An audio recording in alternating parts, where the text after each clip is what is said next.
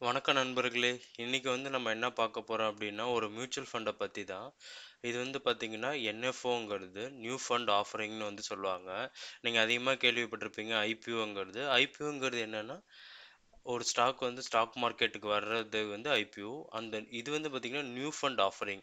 அதாவது ஒரு ஃபண்ட் புதுசா ஆஃபர் பண்றது பப்ளிக்காக. ஸோ அந்த ஃபண்ட் பார்த்தீங்கன்னா, இண்டெக்ஸ் பேஸ்டா இருக்கலாம், இல்ல ஒரு பர்ட்டிகுலர் தீம் பேஸ்டா இருக்கலாம் ஃபிரெண்ட்ஸ்.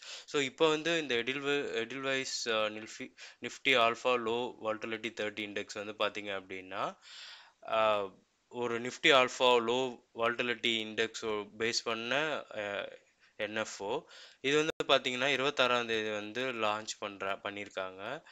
எப்போ முடியுதுன்னா 10ஆம் தேதியோட முடியுது. ஃபேஸ் வேல்யூ என்ஏவி பார்த்தீங்கன்னா 10 ரூபா.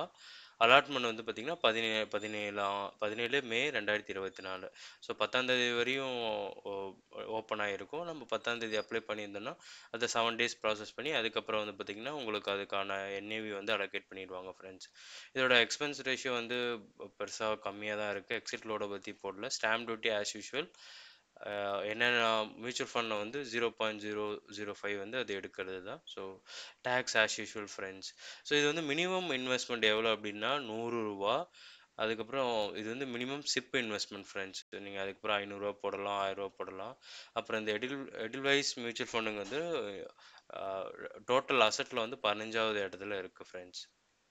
சரி வாங்க. இப்போ இந்த நிஃப்டி ஆல்ஃபா லோ வால்டிலிட்டி 30ல என்னென்ன ஸ்டாக் இருக்குன்னு பார்க்குறோம் அப்படின்னா, கோல் இண்டியா இருக்கு, கமின்சன் இந்தியா, அல்கம் இருக்கு. இதே மாரி பார்த்தீங்கன்னா, பெரிய பெரிய ஸ்டாக் இருக்கு. டாடா கன்சியூமர் இருக்கு.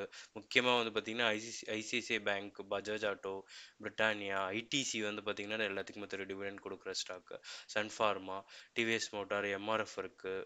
மாருதி இருக்கு, ஏர்டெல் இருக்கு. ஸோ எல்லா செக்டரும் மிக்ஸ் பண்ணி கொஞ்சம் கலந்து இருக்கு ஃப்ரெண்ட்ஸ். அதுக்கப்புறம் இந்த ஆல்ஃபாங்கிறது சொல்லும்போது என்ன அப்படின்னா, நம்ம பெஞ்ச்மார்க்கை விட இந்த ஆல்ஃபா பார்த்தீங்கன்னா, எப்பயுமே ரிட்டர்ன்ஸ் அதிகமாக தான் கொடுக்கும். இந்த ஆல்ஃபா ரிலேட்டட் ஸ்டாக்ஸ் பார்த்தீங்க அப்படின்னா, வேகமாகவும் ஏறும், வேகமாகவே இறங்கும் ஃப்ரெண்ட்ஸ். அது மாதிரி கொஞ்சம் நல்ல கம்பெனிஸாக தான் கொடுத்துருக்காங்க. அதுக்கப்புறம் இந்த இது பார்த்தீங்கன்னா, லோ வால்டிலிட்டி 30 அப்படிங்கும்போது வால்டிலிட்டி பெருசாக இருக்காது. அதேமாரி பார்த்தீங்கன்னா, இந்த பர்ட்டிகுலர் என்எஃப்ஓ பார்த்தீங்கன்னா, ரிஸ்க் கொஞ்சம் அதிகம் தான். ஸோ யாரெல்லாம் எனக்கு நல்ல growth வேணும் லாங் டேர்மில், ஆனால் ரிஸ்க் கம்மியாக தான் இருக்கணும், அப்படி இல்லாம ரிஸ்க் எனக்கு அதிகமா இருந்தாலும் பரவால்ல அப்படிங்கிறவங்க இந்த ஃபண்ட கண்டிப்பா சூஸ் பண்ணலாம் ஃப்ரெண்ட்ஸ். சரி வாங்க அதோட சார்ட் பார்க்கலாம். இப்போ இதோட சார்ட் பார்த்தீங்கன்னா உங்களுக்கு தெரியும். பெருசா கன்சாலிடேஷன்லாம் கம்மியா தான் இருக்கு. கீழ இருந்து மேல போயிட்டே தான் இருக்கு ஃப்ரெண்ட்ஸ். இது பார்த்தீங்கன்னா 2022லேருந்து காமிக்கிறேன். மோஸ்டா பார்த்தீங்க அப்படின்னா அப்பர் சைடா தான் போயிட்டு இருக்கு ஃப்ரெண்ட்ஸ். சரி வாங்க. இது பார்த்தீங்கன்னா, நம்மளோட மத்த இண்டெக்ஸ் கூட கம்பேர் பண்ணி பார்க்கலாம். நான் ஒரு 1 வருஷத்தோட டேட்டா எடுத்திருக்கேன். ஸோ இந்த 1 வருஷ டேட்டால பார்த்தீங்கன்னா, நான் நிஃப்டி 50, நிஃப்டி 100, நிஃப்டி 200 கூட கம்பேர் பண்றேன். ஏன்னா, அந்த நிஃப்டி 50, நிஃப்டி 100, நிஃப்டி 200லாம் பார்த்தீங்கன்னா, குவாலிட்டியான ஸ்டாக்ஸ். எல்லாமே பெரிய பெரிய ஸ்டாக்ஸா தான் இருக்கும். ஸோ அது கூட நான் கம்பேர் பண்றேன்.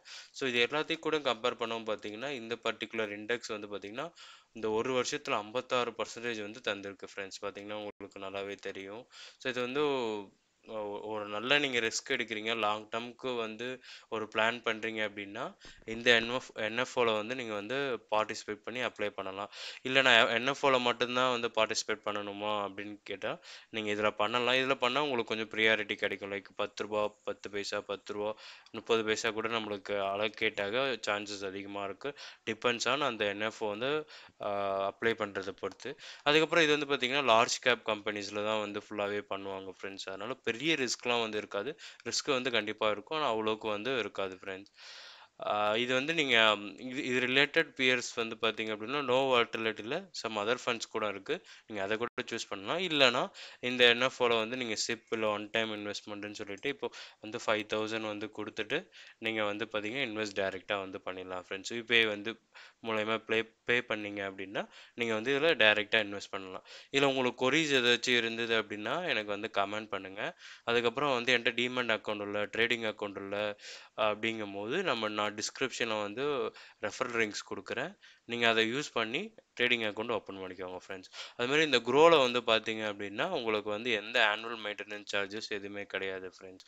லைஃப் டைம் வந்து பார்த்தீங்கன்னா ப்ரோக்கரேஜ் எல்லாமே வந்து ப்ரோக்கரேஜ் இருக்கும், பட் ஆனுவல் மெயின்டெனன்ஸ் சார்ஜஸ் வந்து எதுவுமே இருக்காது ஃப்ரெண்ட்ஸ். Thank you friends.